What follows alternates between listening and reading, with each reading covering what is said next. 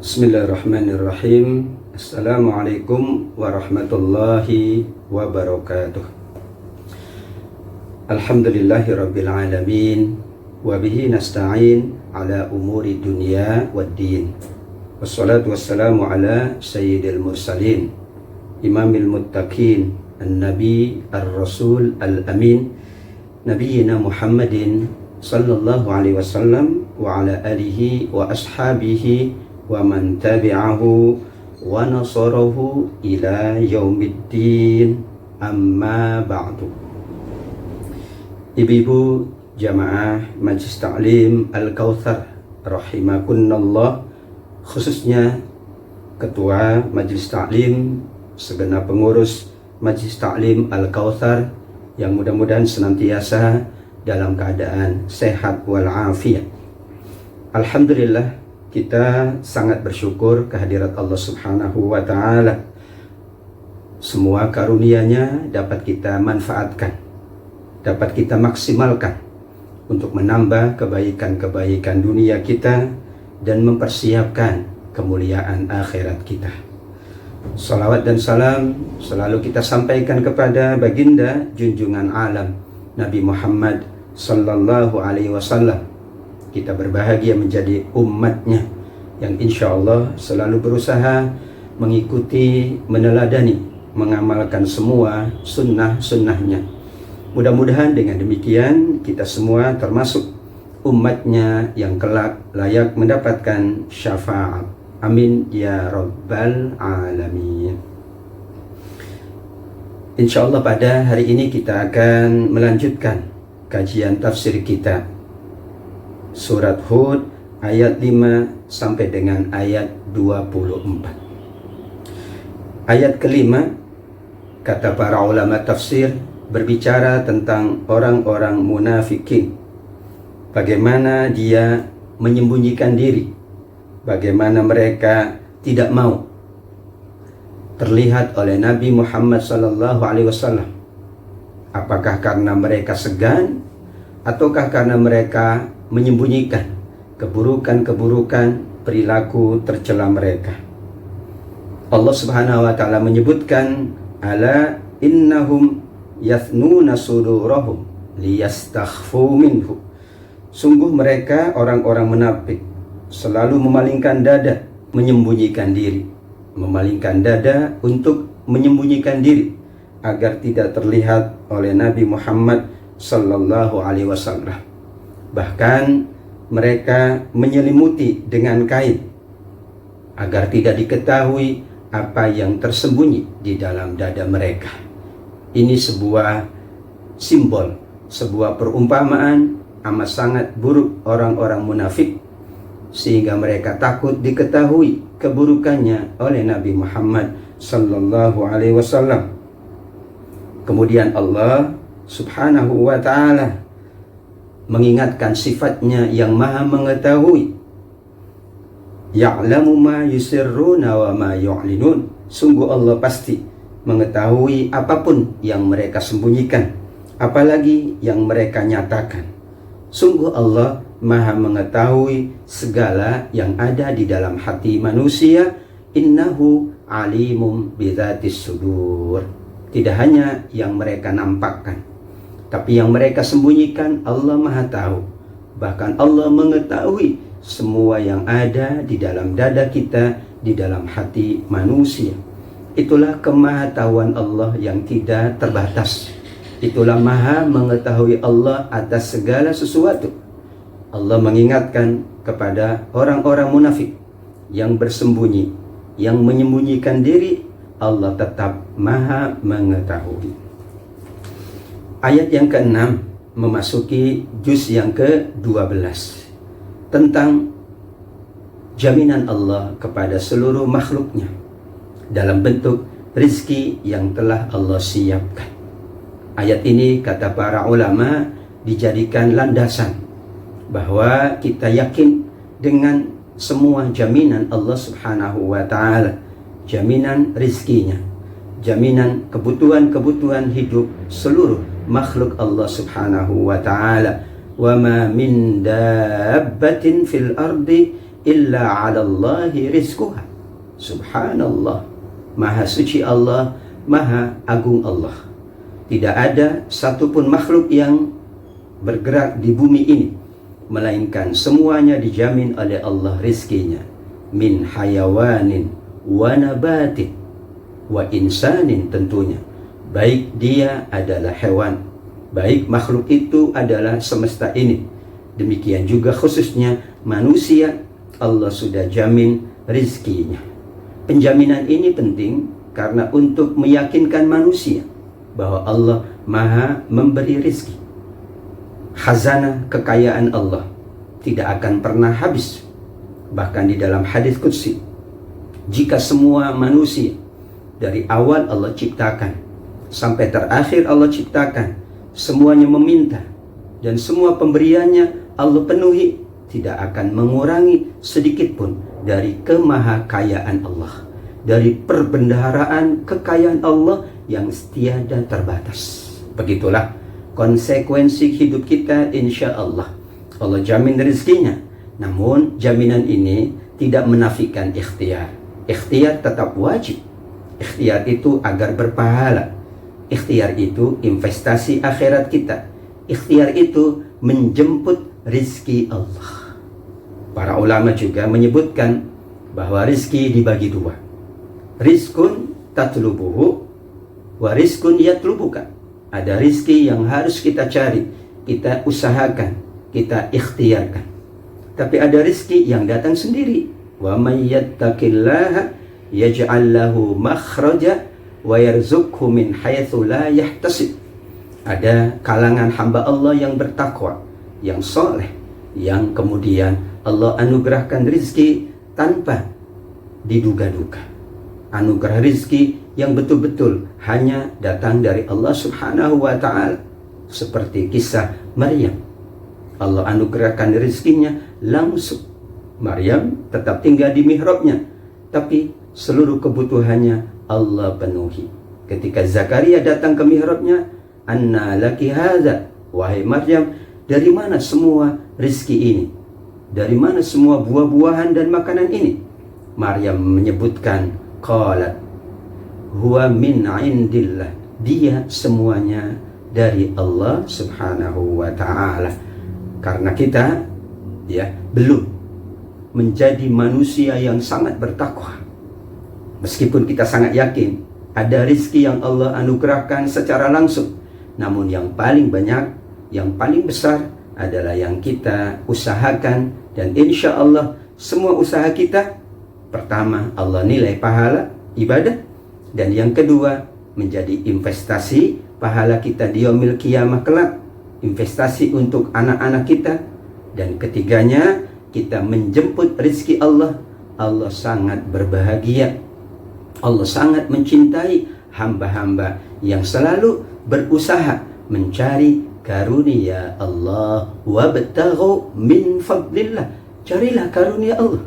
Mencari karunia berarti menjadi kewajiban kita hamba Allah, meskipun tetap jaminan rezeki ada di tangan Allah Subhanahu wa ta'ala. Bahkan di kalimat berikutnya, di ayat yang ke-6, wa ya'lamu mustaqarraha wa mustaudaha, Allah juga mengetahui tempat kediaman seluruh makhluknya dan tempat penyimpanan seluruh rizki makhluknya. Ada yang memahami bahwa tempat kediaman mustaqar itu artinya adalah dunianya, sedangkan mustauda, tempat penyimpanan, artinya akhiratnya. Bisa ada dua makna. Tempat tinggal kita, tempat manusia berkehidupan, Allah amat sangat maha tahu, sehingga sangat mudah bagi Allah untuk menganugerahkan rezeki. Allah pula sangat mengetahui di mana kita menyimpan semua karunia Allah. Allah sangat maha tahu. Karenanya kita akan ditanya, untuk apa karunia tersebut? Jika untuk zakat, infak, sedekah dan wakaf, maka berarti kita selalu memenuhi hak dari harta-harta kita untuk mereka yang membutuhkan. Makna yang kedua, Allah mengetahui semua urusan-urusan dunia kita dan semua urusan-urusan akhirat kita. Sehingga kita sangat yakin dengan Allah, namun tetap yakin itu menuntut kita untuk ikhtiar, beribadah, beramal soleh dengan semaksimal mungkin. Berikutnya adalah ayat ke-7 berbicara tentang beberapa kemahakuasaan Allah. Allah lah yang mencipta langit dan bumi dalam 6 masa. Kemudian arsy Allah subhanahu wa ta'ala berada di atas air. Seluruh anugerah tersebut adalah liyabluwakum ayyukum ahsanu amala, dalam rangka menguji kita siapa nanti yang bergelar ahsanu amala, yang paling baik amalnya. Karenanya dunia disebut sebagai tempat kita beramal, maidanul amal, mazra'atul akhirah, tempat kita menanam yang nanti hasilnya kita petik di yaumil qiyamah. Semua yang kita usahakan adalah dalam rangka untuk menjadi ahsanu amala, yang terbaik amalnya, yang terbagus ibadahnya, yang paling sungguh-sungguh menjalankan kebaikannya. Semua anugerah Allah adalah benar untuk menuntut kita menjadi orang yang terbaik. Liyabluwakum ayyukum ahsanu amala. Dikaitkan juga dengan surat Al-Mulk ayat yang kedua. Allazi khalaqal mauta wal hayata liyabluwakum ayyukum ahsanu amala. Kembali Allah ingatkan bahwa Allah mencipta kehidupan, mencipta kematian, atau mencipta waktu antara kehidupan hingga kematian manusia adalah dalam rangka menguji manusia siapa yang paling baik amalnya. Al-Fudail bin Iyad menyebutkan, ahsanu amala persyaratannya adalah 2. Yang pertama, ayyakuna khalisan, hendaklah semua itu dijalankan ikhlas karena Allah, hanya mengharap ridha Allah. Yang kedua, ayyakuna shawaban, semua yang dijalankan sesuai dengan tuntunan Allah, sesuai dengan tuntunan Rasulullah, tuntunan syariat. Ibadah dan amal soleh semuanya ada tuntunan. Bahkan kehidupan kita, bahkan makan kita, minum kita, tidur kita, bahkan semua yang kita jalankan ada tuntunannya. Agar bernilai ahsanu amala, maka kita jalankan dengan penuh keikhlasan, dan kita pula hanya mengharap ridha Allah. Kemudian kita mengikuti insya Allah tuntunannya, tuntunan Rasulullah sallallahu alaihi wasallam. Di dalam hadis qudsi tentang arsy Allah di atas air disebutkan, hadisul Bukhari, innallaha qaddara maqadiral khalaiq qabla an yakhluqas samawati wal arda bi 50 alfasana wa kana arshuhu 'alal ma'. Ini masalah gaib, kita tidak tahu hakikatnya, tapi Allah menyebutkan. Demikian juga diperkuat dengan hadis qudsi bahwa arsy Allah ada di atas air. Wallahu a'lam bagaimana hakikatnya. Allah telah menetapkan segenap ketetapannya, seluruh ketentuannya sebelum Allah menciptakan langit dan bumi. Sebelum Allah menciptakan langit dan bumi dalam waktu 50.000 tahun. Sebelum Allah ciptakan, Allah tetapkan terlebih dahulu apa yang terjadi, berapa lama kehidupan ini, rizkinya, seluruhnya, usianya, seluruhnya yang terjadi Allah tetapkan. Barulah Allah mencipta langit dan bumi, dan arsy Allah berada di atas air. Ini persoalan gaib, kita meyakini, dan kita tidak perlu mencari-cari ya rincian dari hakikat apa yang Allah tetapkan dari arsy-Nya di atas air tersebut. Begitulah pandangan Imam Malik. Kita boleh mengetahui, tapi kita meyakini dan mengimaninya, serta kita tidak mempertanyakan atau kita tidak menggali lebih lanjut, lebih rinci tentang persoalan gaib yang hanya diketahui hakikatnya oleh Allah Subhanahu wa ta'ala. Kemudian kalian akan dibangkitkan setelah kematian kalian. Semua kita pasti akan menghadapi kematian, dan setelah kematian ada kehidupan berikutnya, yaitu kehidupan akhirat, kehidupan yang terpanjang, kehidupan yang abadi. Wallahu a'lam. Namun itulah ketentuan Allah, semuanya akan menghadapi kematian, berikutnya akan dibangkitkan untuk menjalani kehidupan yang bernama kehidupan akhirat. Bagaimana dengan sikap manusia terhadap nikmatnya atau terhadap ujian Allah Subhanahu wa ta'ala? Di ayat 8, 9, dan 10 mengingatkan tentang sikap manusia tersebut. Jika manusia kami tangguhkan azab kepada mereka hingga waktu yang ditentukan, maka mereka akan mengatakan, apakah yang menghalanginya? Sesungguhnya ketika azab itu datang kepada mereka, maka tidak dapat dielakkan oleh mereka, tidak dapat ditahan, tidak dapat dicegah, karena semuanya sudah menjadi ketetapan Allah. Ada manusia yang ingin diturunkan azab, tetapi ketika azab itu turun, mereka pasti tidak mungkin mengelaknya. Ini adalah bentuk dari memperolok. Di akhir ayat ke-8, makanu bihi yastahzi'un. Mereka memperolok sikap Allah, memperolok ketetapan Allah, sehingga mereka minta disegerakan turun azab. Padahal jika azab itu turun, tidak mungkin manusia dapat mencegahnya, mengelak, menghindar, tidak mungkin. Karena itulah kekuasaan Allah Subhanahu wa ta'ala. Jika manusia kami berikan rahmat, kemudian kami cabut rahmat tersebut, maka mereka akan ada yang berputus asa dan tidak berterima kasih. Manusia diberi rahmat, harusnya berterima kasih, mensyukurinya, dan menggunakannya untuk kebaikan. Tapi ada di antara manusia, kata Allah Subhanahu wa ta'ala, justru ketika diberi rahmat, diberi nikmat, diberi rizki, kemudian Allah mengujinya dengan mencabutnya, mereka menjadi putus asa.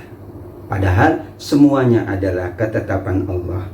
Jika kami berikan kebahagiaan kepadanya setelah ditimpa bencana, maka dia akan mengatakan, sudah hilang bencana dariku. Kembali mereka berbahagia, kembali mereka bersuka cita. Begitulah manusia, fitrahnya amat sangat suka dengan kebaikan, dengan rahmat. Dan mungkin ada yang berputus asa, yang tidak mampu bersabar saat Allah uji dengan dicabutnya rizki, dicabutnya rahmat dari manusia tersebut. Padahal kalau orang-orang beriman, orang-orang yang sabar tetap meyakini semuanya adalah untuk kebaikan. Karenanya di ayat 11 Allah mengecualikan illalladzina sabaru wa amilus sholihat, melainkan orang-orang yang sabar dan tetap beramal soleh dalam berbagai keadaan. Dalam sukanya ia tetap beramal soleh, dalam dukanya ia tetap beramal soleh, dalam keadaan senang, dalam keadaan sulit ia tetap beramal soleh dan bersabar. Mereka yang bersikap demikian, itulah kata Allah Subhanahu wa ta'ala, akan mendapatkan ampunan, maghfirah, wa ajrun kabir, juga pahala yang sangat besar. Ya Allah, mudah-mudahan kita menjadi hamba Allah yang bersabar, hamba Allah yang tetap beramal soleh, sehingga kita layak mendapatkan ampunan dan pahala yang besar di sisi Allah Subhanahu wa ta'ala. Amin ya rabbal alamin. Ibu-ibu jamaah sekalian yang Allah muliakan, ayat ke-12 mengingatkan kepada Nabi Muhammad sallallahu alaihi wasallam, boleh jadi engkau Muhammad hendak meninggalkan sebagian dari yang diwahyukan kepadamu karena omongan buruk dari manusia, dadamu sempit karenanya. Kemudian mereka akan mengatakan, mengapa tidak diturunkan harta kekayaan atau tidak datang bersama Nabi malaikat-malaikat. Inilah ya omongan buruk orang-orang musyrik kepada Nabi Muhammad, bahwa kalau dia Nabi harusnya dia kaya, harusnya Allah anugerahkan banyak harta, banyak ya kelebihan duniawi. Ternyata tidak, maka mereka menyaksikan. Mereka pula mengatakan, kenapa tidak malaikat saja yang menjadi utusan Allah? Maka kemudian Allah perintahkan Nabi Muhammad untuk menjawab, innama anta nadhir wallahu ala kulli syai'in wakil. Wahai kaumku, aku hanya memberi peringatan, namun Allah lah pemelihara atas segala sesuatu. Aku tidak memiliki apapun di dunia ini, tapi Allah lah yang melakukan semuanya. Allah lah yang memiliki aku, Allah pula yang akan menjalankan segala kebaikan-kebaikan untukku. Ayat ke-13 merupakan penjelasan daripada surat Al-Baqarah ayat 23, di mana orang-orang yang meragukan Al-Quran berusaha untuk membuat semisal dengan Al-Quran. Di Al-Baqarah ayat 23 Allah mengingatkan, jika mereka masih ragu, silakan buat seperti Al-Quran, satu Al-Quran utuh. Namun di ayat 13 surat Hud, jika mereka masih meragukan, maka buatlah 10 surat saja. Fa'tu bi asyri suwarim mithlih, 10 surat dari surat-surat Al-Quran yang jumlahnya 114. Ada keringanan dari Allah, namun tetap saja mereka tidak mampu pasti, karena Al-Quran adalah kalamullah, mukjizat. Mukjizat itu tidak mungkin dilakukan melainkan Allah subhanahu wa ta'ala, dan mukjizat khusus untuk nabi-nabi Allah subhanahu wa ta'ala. Bahkan Allah menantang, panggil seluruh manusia, panggil pula jin untuk membantu kamu. Jika kamu ingin membuat seperti Al-Quran, silakan buat seluruhnya, atau silakan buat 10 surat dari Al-Quran. Pasti mereka tidak akan dapat melakukannya. Fa'illam yastajibu lakum, jika mereka tidak memenuhi tantangan Allah, tidak mampu memenuhi apa yang Allah minta, maka ketahuilah itulah Al-Quran. Allah turunkan dengan ilmu Allah, dan tiada ilah melainkan Allah, dan hendaklah kalian termasuk orang-orang yang berserah diri kepada Allah subhanahu wa ta'ala. Allah tetapkan Al-Quran kalamullah, karenanya tidak mungkin ditandingi oleh siapapun. Bahkan seluruh manusia berkumpul, jin juga ikut berkumpul untuk membuat Al-Quran, bahkan membuat satu ayat saja, tidak mungkin mereka mampu melakukannya. Subhanallah, itulah keagungan Al-Quran yang selalu kita harapkan syafaatnya. Siapa yang menginginkan kehidupan dunia saja, maka Allah akan memenuhinya, Allah akan berikan. Namun sayang, mereka tidak akan mendapatkan apa yang sesungguhnya mereka butuhkan nanti di yaumil qiyamah kelak. Mereka itulah yang tidak akan mendapatkan balasan di akhirat, dan mereka sia-sia apa yang dilakukan di dunianya. Karenanya kita harus seimbang. Untuk menjalankan kehidupan dunia, kita jalankan sebaik-baiknya, tapi kita pula mengamalkan, mempersiapkan akhirat dengan sesungguh-sungguhnya. Dunia kita jalankan sebaik-baiknya. Ikmal li dunyaka ka'annaka ta'ishu abada. Bahkan dikatakan, bekerjalah untuk dia duniamu seolah-olah kamu hidup selama-lamanya. Dan kemudian wa'mal li akhiratika ka'annaka tamutu ghada. Dan beramallah untuk akhiratmu seolah-olah kamu mati besok hari. Maka ada kesungguhan, maka ada keseriusan di dalam menjalankan kehidupan dunia dan menjalankan kehidupan akhirat. Salah manusia yang hanya melulu dunia, ia tidak akan dapat bagian akhirat. Kita menjalankan kehidupan dunia untuk akhirat, karena kita jalankan dunia dengan sebaik-baiknya, kita juga mempersiapkan akhirat dengan sebaik-baiknya. Ayat yang ke-17, ibu-ibu yang dimuliakan Allah, di sini Allah Subhanahu wa taala mempertanyakan orang-orang yang meragukan Al-Qur'an. Padahal Al-Qur'an sudah menjadi bukti atas segala yang ada dalam kehidupan ini. Dan sebelumnya pula ada kitab yang Allah anugerahkan kepada Nabi Musa sebagai pedoman dan rahmat. Barang siapa yang mengingkari Al-Qur'an, mereka akan mendapatkan ancaman azab di yaumil qiyamah kelak. Karena itu janganlah engkau ragu terhadap Al-Quran. Sungguh Al-Quran benar-benar dari Tuhanmu. Tetapi manusia kebanyakan ada yang tidak mengimani Al-Quran. Ini petunjuk Allah untuk mengingatkan kita semuanya. Jangan sampai kita ragu dengan Al-Quran. Bukti kita yakin dengan Al-Quran, kita membacanya, kita mengkajinya, kita mentadaburinya, kita memahami tafsirnya. Inilah kita sedang mengimani Al-Quran. Karena dengan demikian, Al-Quran akan kekal di hati kita, kekal di dada kita. Dan insya Allah kalau Quran berada di hati kita, Al-Quran berada di dalam pikiran kita, Al-Quran ada di lisan kita, nanti Al-Quran akan memberikan pembelaan kepada kita semuanya, insya Allah. Wa man azlamu mimman iftara 'ala Allahi kadziba. Tidak ada yang lebih zalim dari orang yang mengada-ngadakan kebohongan kepada Allah. Mereka ini mengatakan sesuatu yang tidak benar.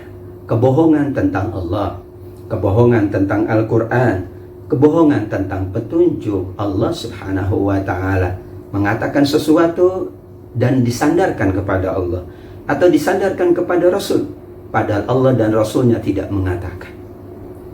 Karenanya diingatkan di dalam hadis, barang siapa yang mengatakan sesuatu dan mengatakan itu dari Rasul, padahal itu dari pandangannya, falyatabawa maq'adahu minan nar, maka berarti ia siap-siap untuk ditetapkan atau ditempatkan di dalam neraka Allah Subhanahu wa ta'ala. Na'udzubillah.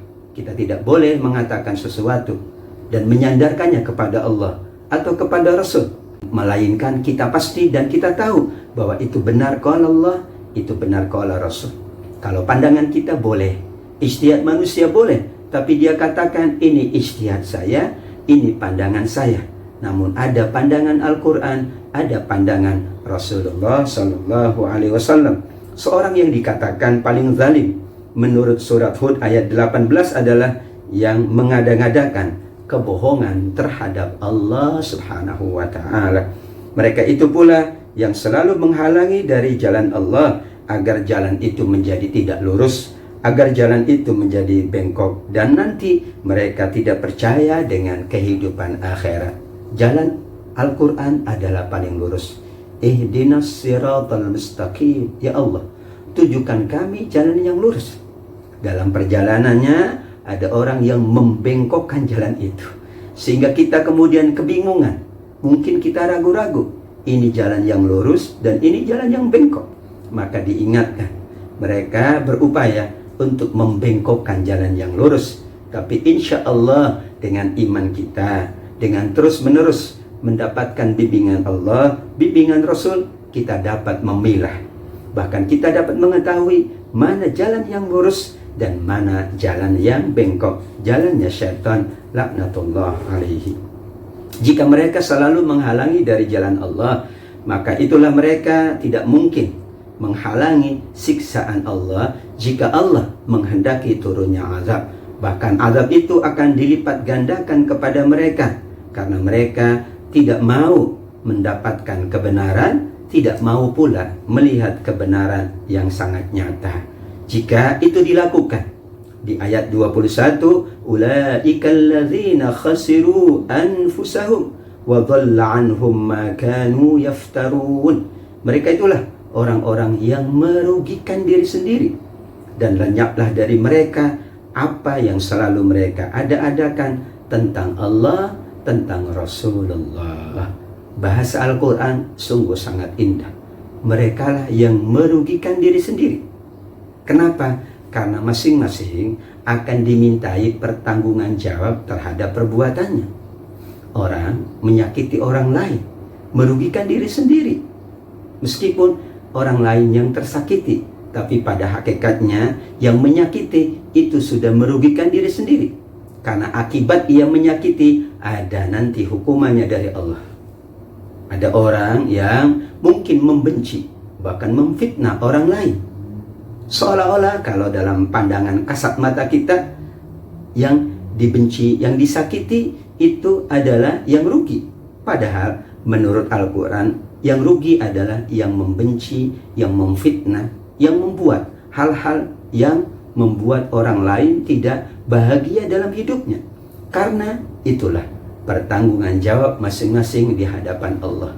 Maka kebahagiaan seorang adalah man sarrathu hasanatuhu wa sa'athu sayyi'atuhu fahuwa mu'min.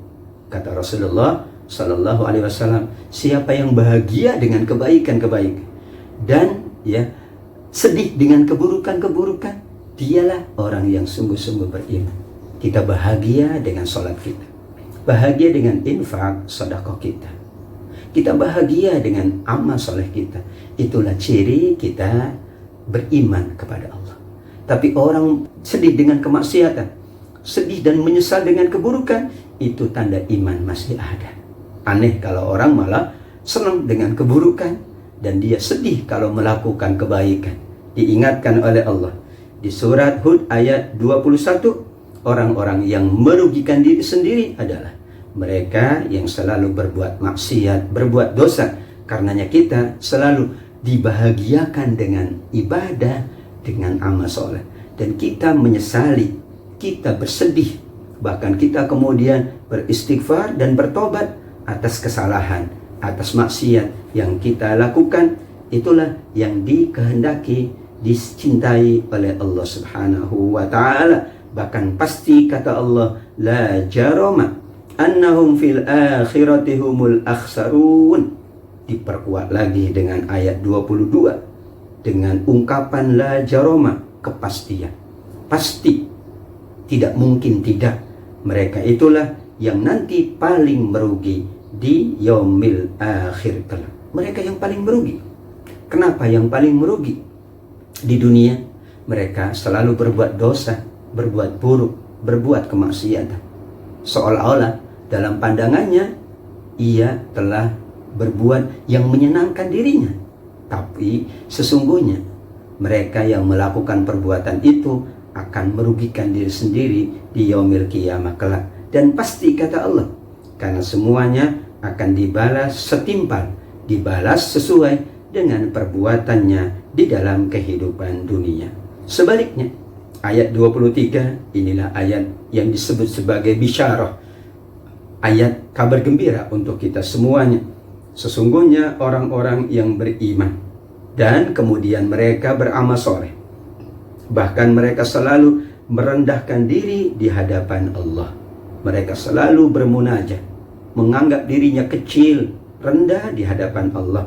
Mereka itulah ashabul jannah, calon penghuni surga Allah Subhanahu wa ta'ala, dan mereka kekal di dalamnya. Kata para ulama tafsir, 3 sifat inilah yang melayakkan seseorang menurut ayat 23, melayakkan menjadi penghuni surga. Tetap beriman kepada Allah, tetap terus-menerus menjalankan amal soleh, kebaikan dan ketaatan, serta merendah di hadapan Allah. Karena sujud itu bukti kita merendah di hadapan Allah. Semakin banyak sujud yang dilakukan, semakin ia merendah di hadapan Allah. Bahkan yang paling disukai oleh Allah adalah mereka yang selalu bersujud. Karenanya Rasul mengingatkan kepada kita semuanya, fa'akthiru fihi du'a, perbanyaklah berdoa, perbanyaklah munajat saat kalian sujud, karena itu adalah keadaan yang paling dicintai oleh Allah. Bukankah ketika sujud kita amat sangat merendah, bahkan kita menganggap tidak ada apa-apanya di hadapan Allah. Sujud ini merupakan bentuk kita meyakini Allah. Karenanya inilah peluang untuk orang memperbanyak doa saat sujud. Berarti memperbanyak sujud itu mulia. Memperbanyak sujud adalah kesempatan kita bermunajat kepada Allah. Memperbanyak sujud kesempatan kita berdoa. Dan doa ketika sujud adalah doa yang insya Allah tidak akan ditolak oleh Allah Subhanahu wa ta'ala. Maka manusia yang paling banyak sujudnya, itulah yang paling banyak dibahagiakan oleh Allah. Ini menjadi parameter, menjadi tolak ukur. Sejauh mana kita banyak bersujud, sejauh mana itu pula kita akan mendapatkan banyak karunia Allah. Allah cinta kepada sajidin, orang yang bersujud. Berarti dia merendah, berarti dia bermunajat, berarti dia beribadah. Dia pula memohon kepada Allah Subhanahu wa ta'ala. Allah suka dengan orang yang memohon. Masya Allah. Bahkan Allah bertanya kepada para malaikat, apa yang hamba-hambaku lakukan di dalam majlis? Kata malaikat, mereka memohon surgamu ya Allah. Kata Allah, berikan itu sesuai dengan yang mereka harapkan. Apalagi yang mereka minta dariku di majlis ilmu tersebut.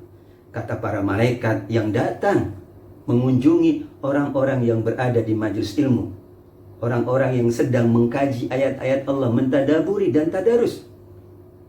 Malaikat yang datang itu kemudian menyampaikan informasi kepada Allah, mereka pula hamba-hamba yang ada dalam majlis memohon perlindungan dari nerakamu.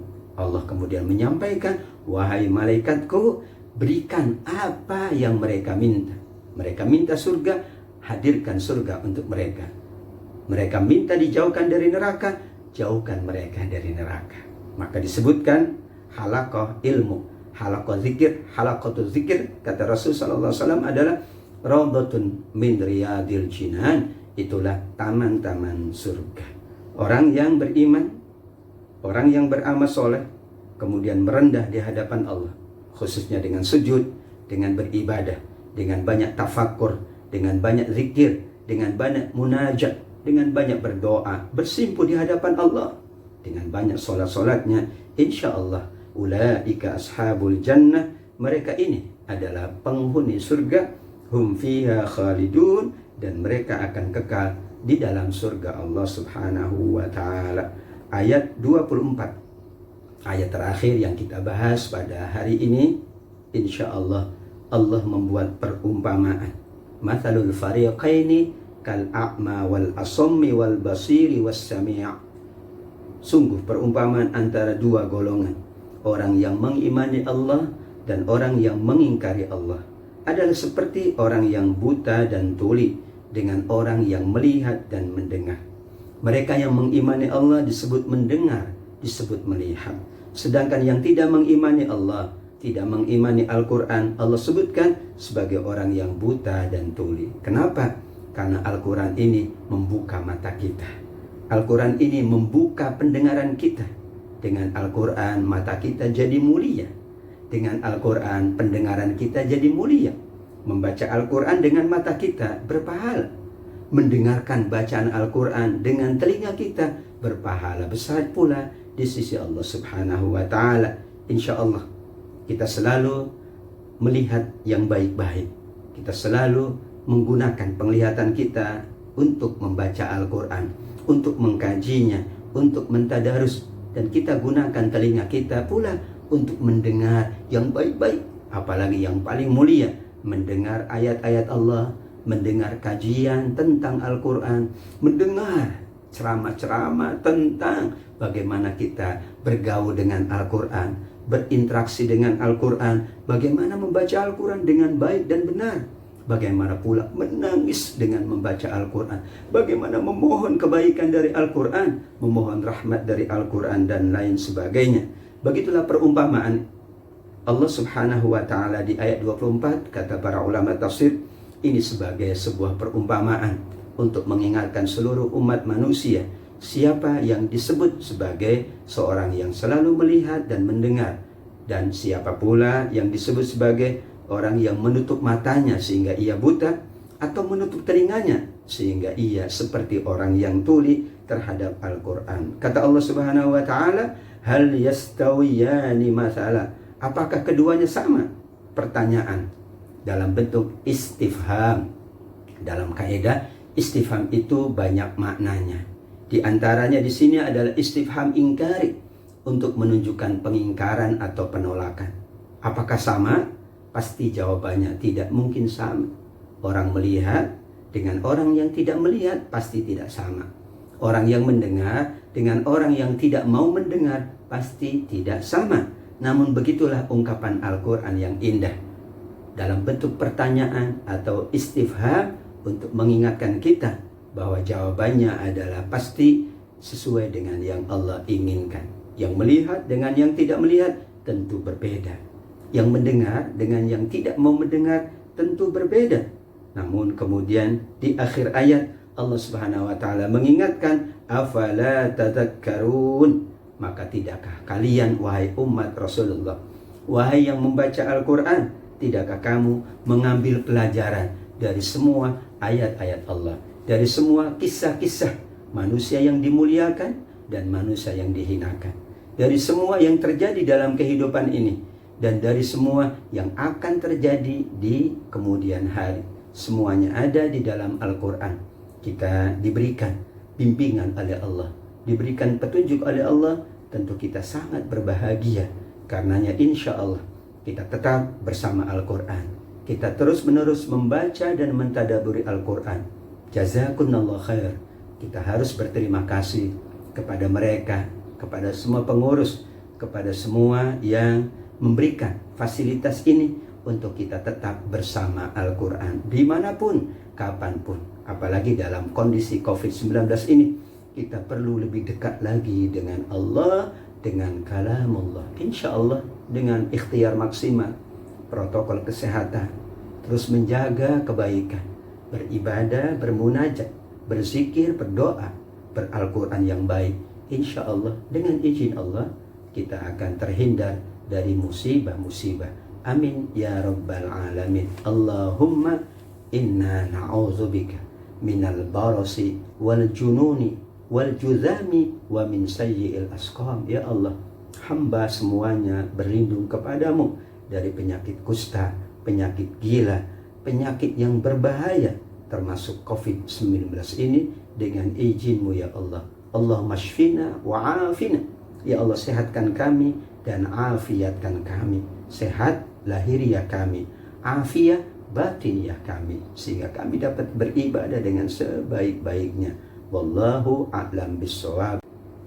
Wabillahi taufiq wal hidayah.